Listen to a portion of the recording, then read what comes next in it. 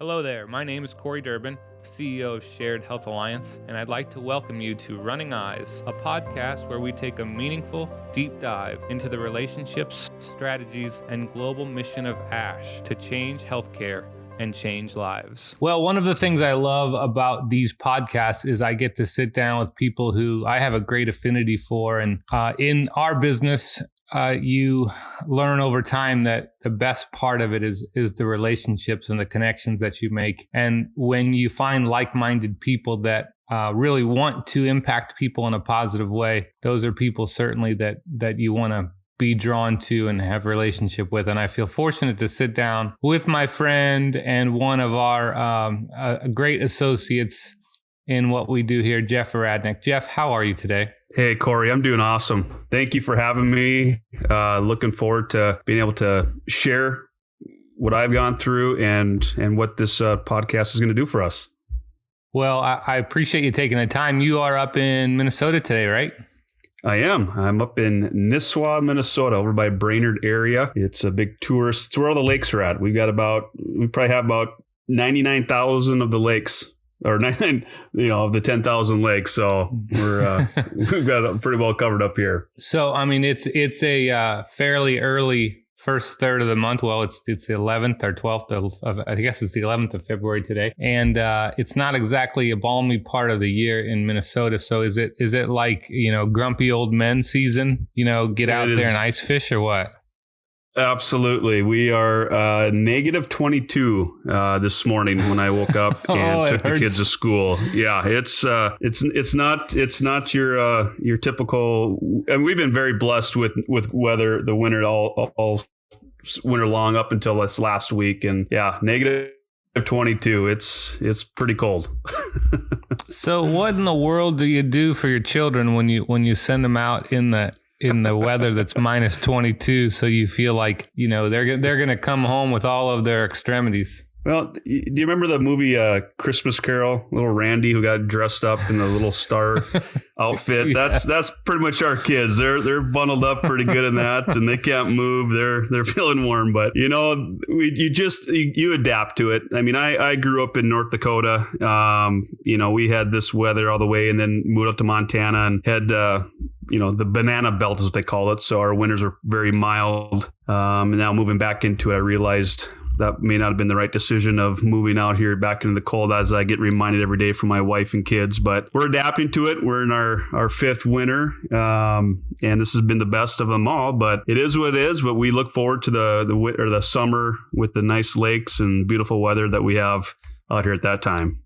Well, I live up in the Pacific Northwest, and of course, our Shared Health Alliance offices are in St. Louis, and that's a different world altogether. And we're in the rainy season. It doesn't get super duper cold in the winter, and it's kind of one of those things. How good it is in the summertime, so you put up with the cold and wet. And I would have a feeling Minnesota is like that way in the summer, and you are really glad to be there, and it sure looks like people get used to the cold a little bit, and they have a good time. If Grumpy Old Men, which we watch with our kids from time to time, is any it's a great movie of how that goes. Yeah, it's fun. Well, it is great to be with you. We started. You started working with us, I guess, pretty early on when Shared Health Alliance opened its doors. It was probably 2016. Yep. Is my guess. Does that ring a bell for you? It does. And I remember exactly where I was at. We just moved out here to Minnesota from Montana, and, I've expanded my business doing healthcare and just getting things set up. And that's kind of when healthcare was in the middle of is getting hard. We're, getting people set up and keeping the rates down and going through all that. And I was sitting in a coffee shop here locally in Nisswa, and I came across this email from you and John from Shared Health Alliance about wouldn't it be great to offer an alternative option to healthcare using health shares. And so I thought, well, okay, I'm on one. Let's look into this. And from that day, I haven't turned back. I mean, I think I reached out to both you and John, and we just had the great connection from day one. And it's been awesome. It's been definitely a road with the ups and downs, but overall, man, it's not only business wise, but friendship wise with you and the whole group. I mean, it's just been awesome. Great relationships out of there. Well, you're for sure one of our team's favorites. And, from time to time, I'll hear from some of our internal folks about challenges they have with certain folks. And that just comes and goes with the territory. And there's so many different personalities, and it's, it really is meaningful. And you and I both came into the health share space a little bit because we were in a health share program ourselves. Mm-hmm. And, I started in the insurance business back in 1997. Tell me, when did you get into the insurance business? So I started in 2005. Before that, I was doing lawn and landscaping. I had my own business doing that, and ran into a guy who's a friend of mine now. He was with Allstate Insurance, and so he was trying to get me into doing insurance. And I thought, well, there's no way. I have no interest in doing insurance at all. But as he kept hammering on me over the year, I finally sat down with him and took a good look at my future of doing lawn and landscape or insurance, and I kind of like the insurance side of it. So I ended up getting into it, started with Allstate, kind of started looking into the health insurance at that time, where it was a lot different than what it is today. Really, for some reason, I just really took to that side of the business. And so that's kind of where I focused majority of the time, and eventually left Allstate and started my own agency doing health insurance and Medicare, life insurance, all that. And so since about 2005, that's when I've been active, and a lot has changed since then. And especially in the healthcare world, it's been pretty fun and exciting and challenging, but also very rewarding as well too. And you had moved up to, was it after 2005 where you had moved up to Montana?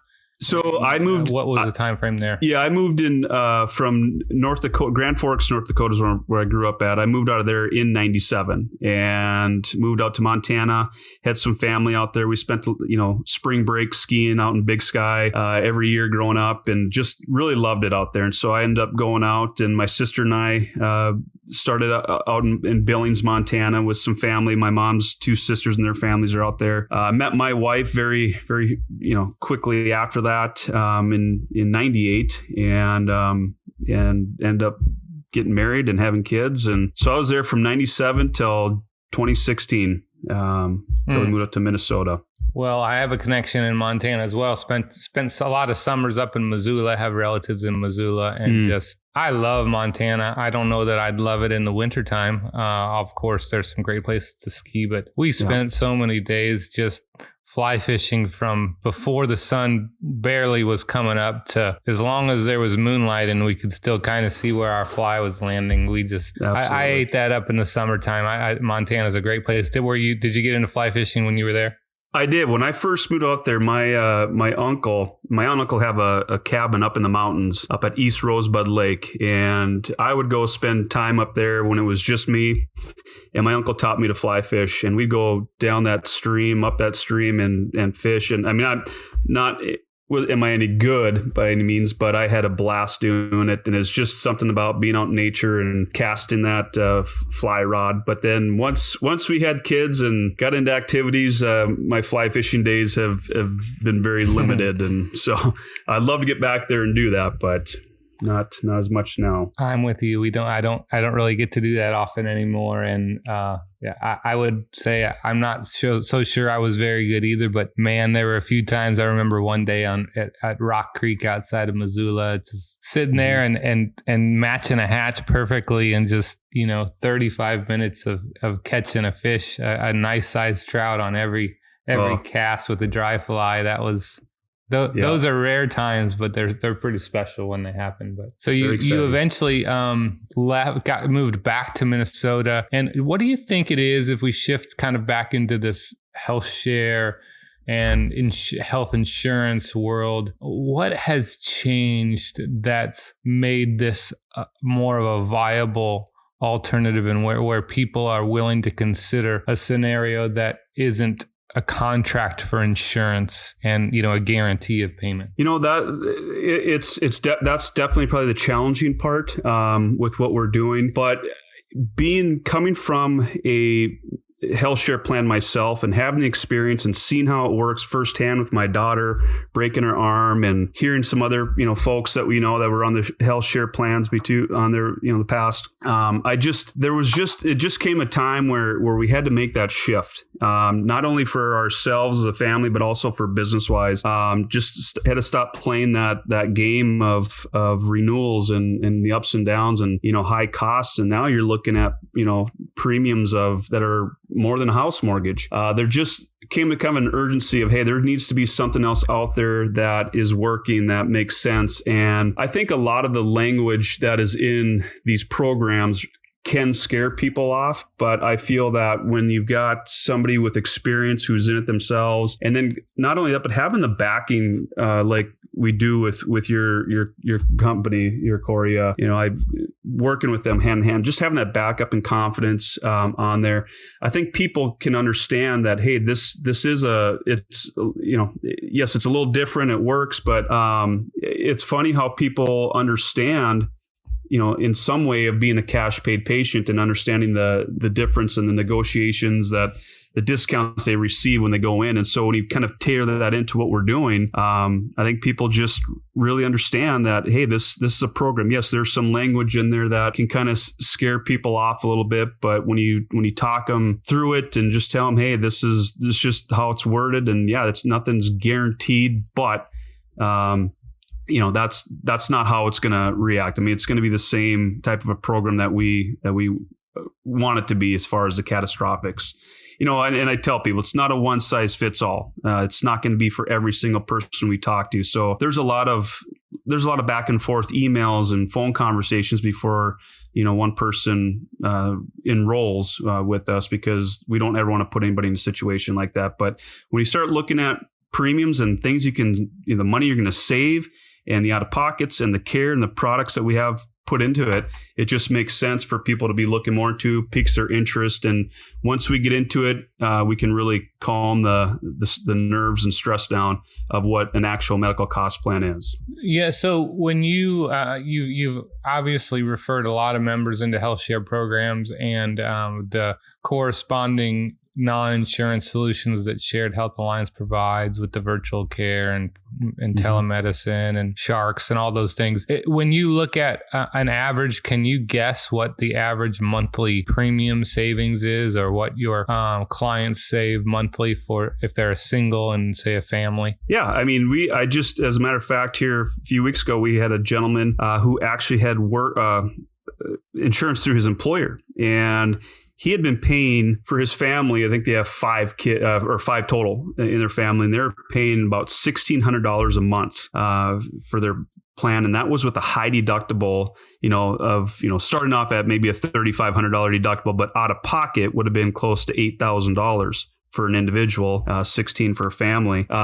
Their renewal was going to go up to over $2,000 a month for this same plan. And when we sat down and talked to them, we got them on a $1,000, we called a MRA, member responsibility amount, and it was right around just under $800 on that. They took kind of some extra features on there with dental and vision on that, but overall, so not only did we save them, $1,200 or more a month, but also they're out of pocket for anything catastrophic. And so, yeah, huge savings. That's awesome. Yeah, those are meaningful numbers. And when I first went into a health share program, my story was similar. We were paying about $1,600 plus a month for a $9,000 deductible HSA, and the combination of what we were doing with Shared Health Alliance and the health share I was in at the time, was about $850 a month. So, cut those costs in half. And now as a Summit member in ASH, it's, so we've been rolling along at those price points now for a good 4 or 5 years. So grateful. And of course, I mean, you started out with us at Shared Health Alliance when we were, doing telemedicine and a discount card program just to sort of supplement or give some members a little bit of first dollar access, because those early health share programs were straight cash pay. Yep. And it's changed a lot since then in the last 4.5 years, hasn't it? Oh, big time. Yeah, absolutely. Especially with the programs you guys have been able to come out with to help us. And yeah, I mean, it's from day one with you guys, I look back and go, wow, I can't believe we were already in it at that time, and where we've come from there to now having our own, catastrophic coverage health share plan, along with, combining it all together at one place. It's just been amazing to see that, and be a part of that has been great too. So, yeah, definitely. The Summit plan, the ASH program is much different than a lot of the medical cost plans out there, which sets us different from other companies, and the everyday needs, what we're looking for, that we're able to provide that sharing limits on there. It really sets us apart from a lot of other programs, and it's just a unique option for people to be looking at and feeling the comfort and the transition coming from a traditional healthcare to something like the Summit plan. It's really not much of a difference other than some of the language we have to use on there. Yeah, well, it's even hard. I mean, even as we sit here and talk, and we can, as having sold health insurance, it's easy to sometimes have words like catastrophic coverage slip in when it's, right. Of course, not coverage, because those are insurance terms. And we know that HealthShare has member guidelines and such that try and give members the understanding that, hey, this is to help you with the reimbursement of catastrophic medical expenses. And sometimes we can even slip because we're so used to using that terminology. But yeah, when we started the process and we were building supplemental non-insurance programs to go alongside of health shares, we started really having some challenge with some of the health share programs that were out there. And eventually, as you know, I helped found ASH, Alliance for Shared Health, and I ended up stepping away from that, recusing myself of that. It's run by an independent board and a team of people at ASH, like Mike Hinchis, who you've of course met before, and the connection. All of the ASH members are members of the predecessor, or of Bible Army International Church in Ethiopia. Yes. And we went over there, and I got to go with the board as an advisory board member last February, right before COVID hit. And I know those kind of things are meaningful to you.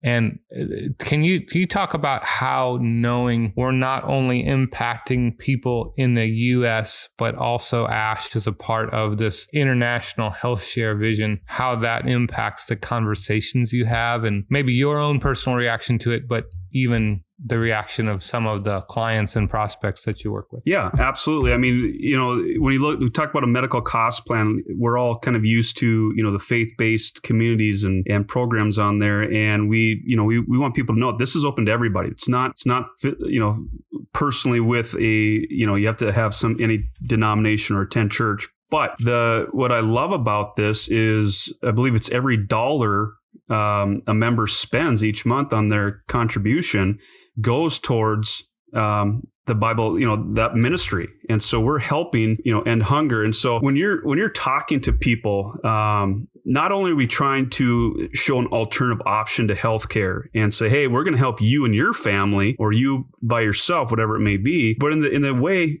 you're also helping this huge thing that they don't even know they're part of until they get into our program and start getting our marketing emails. But when they realize that, hey, you're helping building a church in a third world country and ending hunger, trying to work towards that. And just I don't know where the dollar is, over there yet, but I'm 33 sure it's 33 to 1. Yeah. That's awesome. I mean, that's just amazing. And that's what juvenates what I'm doing.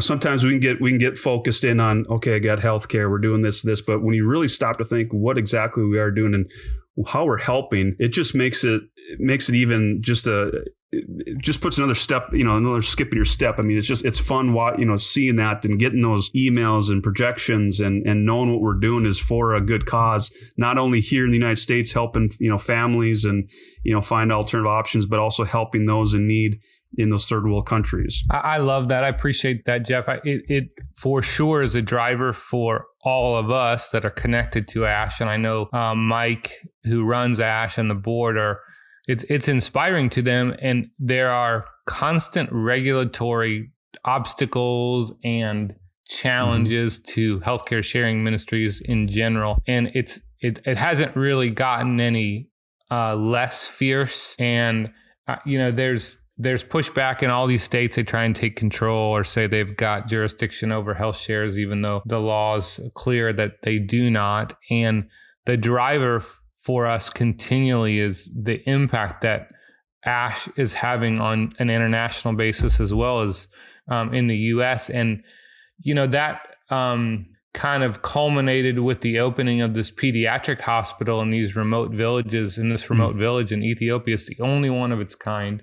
Wow. It's right now 40 beds. It's going to be 100 beds. And I was talking with Mike the other day about some of the expansion that we're looking to do with bringing virtual primary care and telemedicine and behavioral health through artificial intelligence to members in Ethiopia, the members of BAIC in Ethiopia. So it definitely is one of those things that keeps you going when we feel these outside obstacles become like, is this really worth all the effort? Because it's an international mission. Yep, absolutely. Yeah.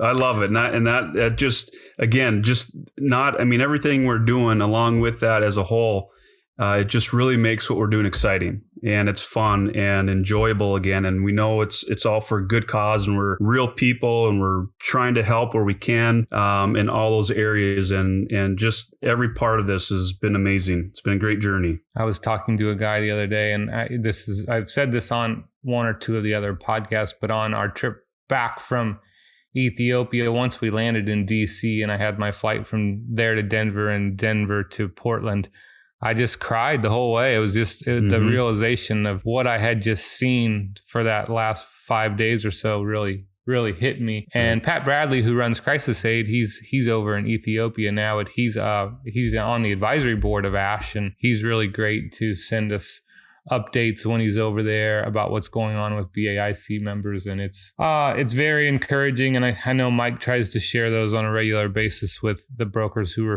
refer into ASH.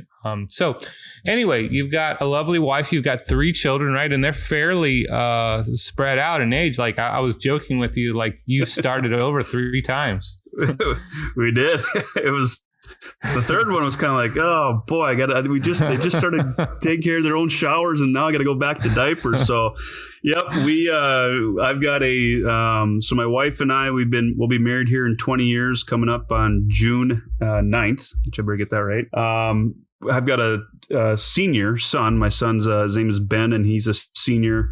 So we got just a little short time before he's off spreading his own wings. And then my daughter, Ellie, who is in 9th grade, and my youngest daughter, Kate, who is in 3rd grade. So when the other 2 are gone out of the house, I still have one back here to keep me calm and just know that. But it's going so fast. I was just telling you earlier, I'm like, it's flying by. I can't believe I have a son who's a senior. And so it'll be our first one out the door, but also exciting too. Now, does Ben know where he's going to go to school? Right now, he's kind of he's not 100% sure what he's going to be, if school's in the cards or not. But he's looking at going into maybe electrician. We've got some family members out in Colorado that they run a electric company, and he's already went out and shadowed for a week and really enjoyed it. So that could be an opportunity, or even the golf industry. So we're just kind of weighing out his options, but he'll definitely he's got a plan of something. One of those 2 is just a matter of which one. But yeah, we're excited to see where God takes him in all this. Well, when we built a house out here after we've been out here about 3.5 years, and eventually built a house that we moved into a little over a year ago. And it is the electrical trades they're really amazing at what they do. And I think if you can find a good electrician, he's a leg up, because with some of the contractors, getting follow through is not easy. So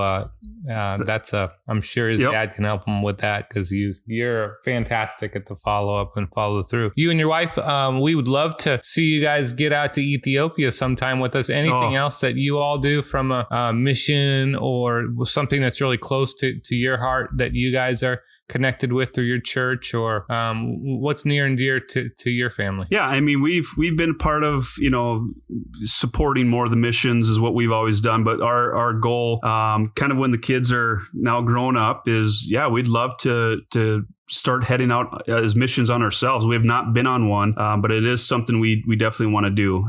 If it's with the kids or my wife and I, whenever that may be, but that is our next step here as we go along. We just try to support where we can at the church and the needs and wherever we can possibly here in our local area for our local mission. On those, we are part of a program called the Outreach, which is used to be called Kids Against Hunger. So we take the kids in and we go and we pack food, for local areas. If there's catastrophic emergencies anywhere in the United States, or like Bahamas here we had last year. And so we try to support that as much as we can as well. So is that sort of a food distribution, or it's emergency food relief, or tell me a little more about that? It's you've got an assembly line, and so they do like macaroni cheese, they do rice, they do I believe it's a soup of some sort. So you have a line of 6 people, and you got about 5 tables, and everybody's kind of has their part in it. So you're just filling these bags, and like one bag has all the ingredients in it, and it gets sealed up and you put it into a box, and we pack, I can't remember the number on it, but it's just the numbers that we've done. I think they did over $1 million this last year during COVID. Let me put that in there as well, where things were shut down in our area, which is, that's totally God at work right there. And just getting food packed out. It's amazing. So it's just food built into these Ziploc bags, and you put in water, and here you got your macaroni cheese and rice. And actually the food is pretty good. I've been able to test it. I'm going, wow, this is, I don't know if I can buy a box, but so it's good stuff on there. It's really easy to disregard just some of the basic essentials that we take for granted. And I'm not sure if you've ever met Chris Whitney, but he's one of the board members of ASH. Yeah, I couldn't remember. We played golf a couple times. That's right. And he runs One Gen Away down in the Nashville or Franklin area, and they do food distribution all over the country now. So that might be an interesting thing for you guys to reconnect on. They've built a great model there, and that was something he started from scratch. And when you go off on your own, and this is getting back a little bit as we get close to wrapping up here, just back on the insurance side and starting your own agency, those starting out days can come with a little bit of fear or a little bit of anxiety, right? What was that like for you as you started out on your own? Yeah, it was definitely. I remember one of my uncles a long time ago.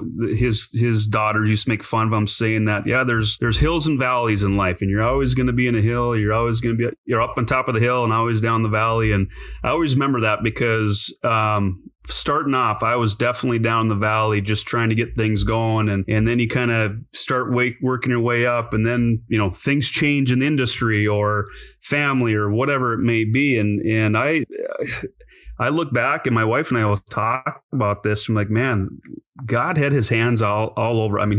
How he got us to where we were when we started to where we're at now, and still working and growing and trying to do what we can to provide and everything that comes with life. It was hard. It was definitely a stressful thing, but I just knew that this is where I need to be, and we're going to make it work, and we did. And so definitely. Definitely some low times, but then there's also been some good high times. So it just keeps it interesting. When people ask me, about our particular journey, and we started an agency back in well, I started my own agency back in 2001 that we eventually sold in 2012 and then started Shared Health Alliance in 2015. But I say, when you get somewhere down the road on your journey and you look back and you realize what it was going to take to get to where you got, would you have started if you had known all you had to go through? And I'd say the answer for most people is probably not, if I knew exactly what I was going to have to go through to get to where we got. I don't know if, how easy that a question is for you to answer. Right. No, I would look at that and go, wow, that was, it was a struggle. I just still look at sometimes going, I don't even know how some of the months we made it through. And I will tell you, there was, we lived in the area with all our family. And so we did have some family help of a lot of dinners. Hey, Mom, what are you doing tonight? And we'd run over there and have dinner. So it was definitely a character building. But my wife is such a supportive wife and she's amazing. And she just, if it wasn't for her, I know 100% I probably wouldn't have done what I did, but just getting up and knowing what I had to work for and do and were my own personal goals. And I just, I like having my own things, my own schedule and running it that way. And just, if I'm not working, I'm not making money. So I only have one option. And that's just go at it day by day. Well, for sure, having a spouse who is supportive is so critical. And congrats on 20 years. We're going to hit our 25-year mark here in a couple months. So if you need any advice, I think I've got it all figured out. By sure. I don't know. I don't know if my wife is going to listen to this particular podcast, but she'd be shaking her head right now going, right. Oh, yeah, right. But don't ask him for advice. But no, we are both very fortunate for sure. And, yes. These are, I've said this before, but when I think there's a proverb that says, his word is a lamp unto our feet and a light unto our path. And I always think, okay, it's not a floodlight behind me, which means I don't get to see everything up in front of me. And you have to take steps of faith. And that's even a little bit what the whole concept behind Running Eyes was, 2 Corinthians 16, not Corinthians, Chronicles 16:9 that says the eyes of the Lord run to and fro throughout the whole earth, looking for those whose heart is loyal to him, that he may strongly support. And I know in your own life, you've seen that and you talk about it, and that we want Alliance for Shared Health as the company that's the vendor consultant to ASH. We want members to experience some hope at being a part of ASH, and we want members who are connected to just awesome people like you to feel some hope that there's other people that have gone through life's challenges and they're still pressing on. Yeah, absolutely. No, that you said it. I mean, we want to be there for people and help. We're not in this just for ourselves. We're in it for just God gave me an area to be in healthcare and, able to find a great program and be able to share it and help others and also, help the ministry that we're doing with it and all of it's definitely a humbling experience to be a part of it. Well, we're very grateful that you are connected to Shared Health Alliance and also to ASH and for your patience as we've gone through the process of growing and trying to make it better for members and for the programs that Shared Health Alliance offers, and also for how ASH shares needs and the app and all the processes that have gone along with that, and for sticking with us, and also for just being such a great asset to your clients and to your prospects. So anyone who wants to learn more about you, Jeff, what's the website? How would they find you? Yeah, my website it's my last name. It's ouradnikagency.com, and that is spelt as OURADNIK agency.com is my website. Otherwise, a phone call at 218-656-7304, and love to just be able to share and open up what we have to give people. Awesome. Well, I enjoyed the time immensely, Jeff. It is, again, great to be connected to you, and we appreciate your support and hopefully we can do this again one day soon. Corey, I appreciate everything I have for the last however many years we've been together, and the friendship that I have with you and John and Michelle and Leslie and Audrey and all those people at your office. So love you all. It's been great, and very fortunate. Yeah, one thing I was meaning to mention too, you brought this up, just getting through life's challenges and praying and God being there for you. We started a Monday morning or a Monday fast. So starting Sunday night after dinner, we're doing a running eyes fast.